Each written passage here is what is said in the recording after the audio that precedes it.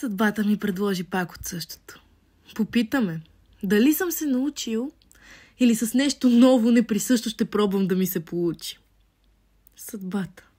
Тя е просто симпатична. Учителка на малките дечица.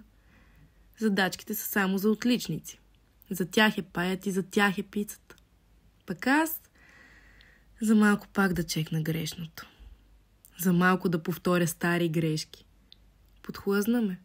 За малко. Неуспешно. Напред съм вече. Нищо, че съм пешка.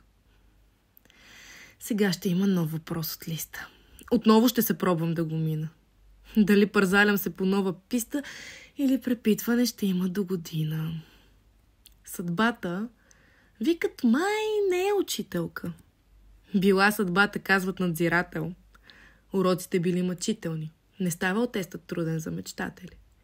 Или пък ставал. Казват, но с връзки, изтеглени от кецки на затворник. Или с бягства бързи дръзки, докато кучето е с намордник.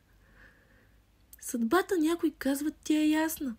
Написано е всичко там, което ще те държи в посоката ти тясна. И няма мърдане. Това е. Ето. А други, силни, казват, че съдбата ковещия. И като къс желязо гореща ли е, трябва да я млатиш, докато слънцето в теб залезе. А тя, съдбата, просто отговаря. Каквото щеш я питай. Казват да. Врати каквито искаш ти отваря. Въпросите от тебе. Свобода.